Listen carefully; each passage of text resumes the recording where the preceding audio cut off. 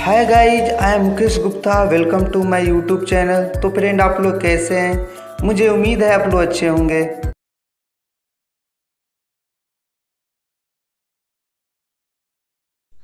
Hello दोस्तों, आज हम लोग बाल विकास शिक्षा शास्त्र का चैप्टर 8 भाषा और विचार शुरू करने वाले हैं। तो ज़्यादा समय नहीं लेते हुए हम लोग अपने टॉपिक को शुरू करते हैं। ठीक है, सबसे पहला टॉपिक है भाषा का अर्थ। ठीक है, तो इसको समझ लेते हैं। भाषा का अर्थ अपने भावों को व्यक्त करना तथा दूसरे के साथ संवाद करना होता है। ठीक है, तो याद रखिएगा, जो भाषा का अर्थ होता है अपने भावों को व्यक्त करना होता है, संवाद करना होता है। ठीक है, प्रारंभ में बच्चा घर में बोली जाने वाली भाषा में ही बात करना सीखता है, इसे मातृभाषा कहते हैं। बच्चा शुरू में जो जिस भाषा का प्रयोग करता है घरों में, उस भाषा को हम लोग मातृभाषा कहते हैं। बाद में बच्चा स्कूल में एक औपचारिक भाषा सीखता है, जैसे हिंदी या अंग्रेजी। ठीक है, वह भाषा प्रयोग ही है जो हमें पशुओं से अलग करती है। यानी पशुओं में और हम लोगों में कोई अंतर है तो भाषा का ही अंतर है। ठीक है, सेकेंड टॉपिक विचार का अर्थ। अपनी समझ एवं सूझबूझ के द्वारा जब कोई व्यक्ति किसी वस्तु या विषय के बारे में सोच का अंतिम रूप देता है, ठीक है, तो यह अंतिम रूप ही विचार कहलाता है। जैसे हमें किसी काम को करने से पहले विचार करना चाहिए, यानी सूझबूझ कर जो हम लोग निर्णय लेते हैं उस निर्णय को ही क्या कहते हैं? विचार कहते हैं। ठीक है, उसके बाद है एक शुद्ध विचार में गंभीरता का होना आवश्यक है। ठीक है, दूसरा है विचार करते समय मस्तिष्क तर्कों का बहुत अधिक प्रयोग करता है। ठीक है, क्योंकि जब विचार हम लोग करते हैं तो सही और गलत का फर्क करते हैं, उसके लिए मस्तिष्क तर्क तो करेगा ही। ठीक है, आगे बढ़ते हैं भाषा का प्रयोग। भाषा विचारों की वाहक तथा सभी प्रकार के सामाजिक मेल मिलापों की कड़ी है। भाषा इरादों, अनुभूतियों, उद्देश्यों, दृष्टिकोण एवं मान्यताओं आदि को व्यक्त करने का माध्यम है। ठीक है, याद रखिएगा, ये इम्पोर्टेंट है। आगे बढ़ते हैं। दो शब्द से शुरू होकर अति जटिल वाक्यों को बोलने तक बच्चा तेजी से विकसित होता है। ठीक है, ये भी इम्पोर्टेंट है। आगे बढ़ते हैं। नेक्स्ट टॉपिक भाषा एवं संप्रेषण। भाषा के माध्यम से ही हम अपने मूर्त विचारों को व्यक्त करने में सक्षम हैं। मूर्त विचार का मतलब होता है जो वस्तु हमारे सामने नहीं होता है उसके बारे में हम लोग सोचते हैं और अपना विचार प्रकट करते हैं। तो ये भाषा ही है जो हम लोग अमूर्त विचारों को व्यक्त करते हैं। ठीक है, अगला है हम अपने शारीरिक अंगों का प्रयोग करके भी दूसरे से संवाद करते हैं। इस प्रकार के संप्रेषण को अमौखिक संप्रेषण कहा जाता है। यानी कि शारीरिक अंगों के द्वारा भी हम अपना संवाद को क्या करते हैं? प्रकट करते हैं। ठीक है, तो इस तरह का जो संप्रेषण होता है मौखिक ना होकर क्या होता है? अमौखिक संप्रेषण होता है। आगे बढ़ते हैं। भाषा का महत्व।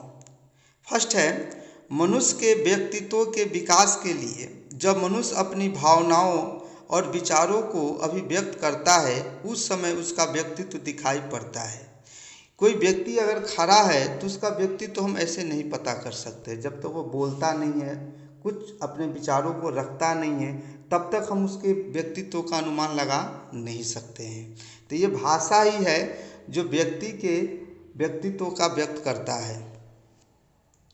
दूसरा है विचार विनिमय के लिए भाषा और संकेत के सहारे विचार का आदान प्रदान होता है।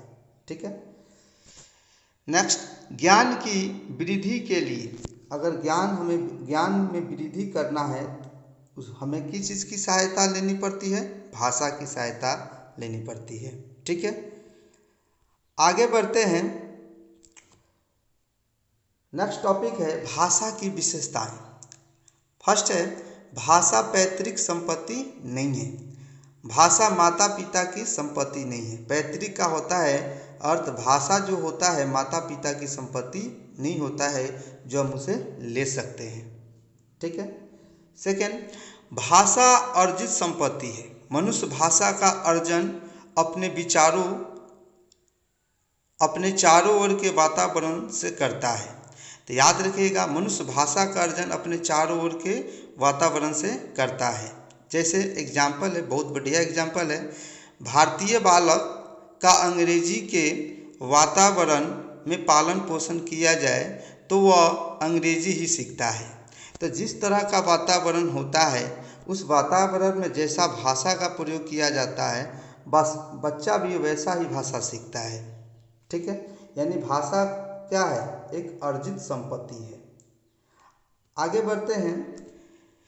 नेक्स्ट, भाषा का अर्जन अनुकरण द्वारा होता है। अनुकरण, ठीक है, जो भाषा का अर्जन होता है किसके द्वारा होता है? अनुकरण के द्वारा। समझते हैं अनुकरण क्या है।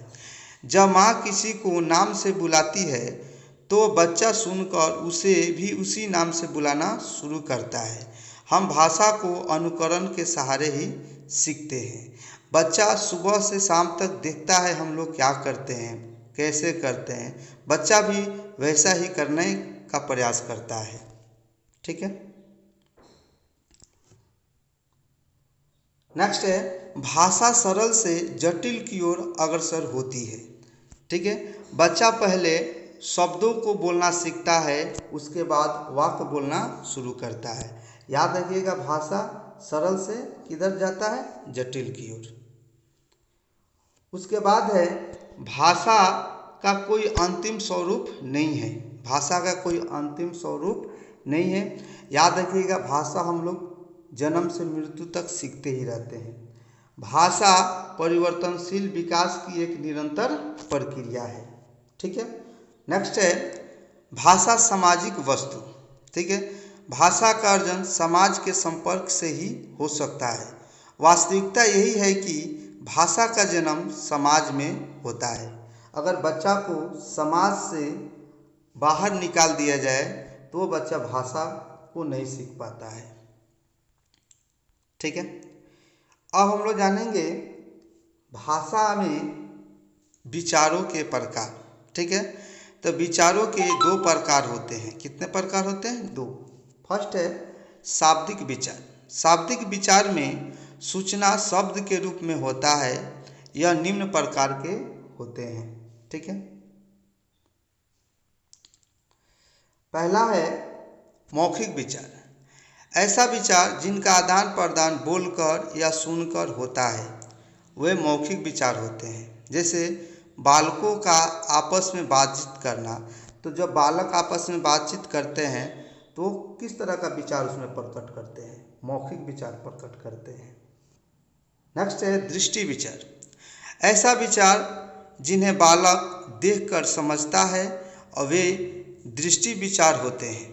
बच्चा अगर किसी चीज़ को देखकर समझता है तो कौन सा विचार होता है? दृष्टि विचार होता है। जैसे पोस्टर और चार्ट। ठीक है। आगे बढ़ते हैं। मौखिक दृष्टि विचार। ऐसा विचार जिन्हें बालक देखकर और सुन तो सकता है परंतु अपनी प्रतिक्रिया नहीं दे सकता है। यानी बच्चा देख सकता है, सुन सकता है, लेकिन प्रतिक्रिया नहीं दे सकता है। जैसे टीवी हो गया, रेडियो हो गया। ठीक है।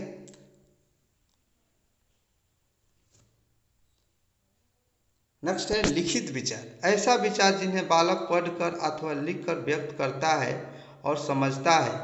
जैसे पत्र लिखना और समाचार पत्र पढ़ना। ठीक है। उसके बाद दूसरा है अशाब्दिक भाषा। ऐसा भाषा जिसमें न तो बालक मौखिक रूप से कुछ बोलता है एवं सुनता है और न ही लिख पढ़ता है।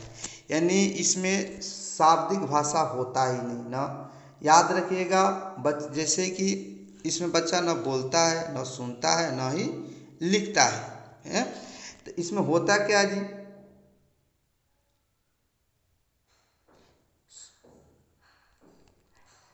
दूसरा अब हम लोग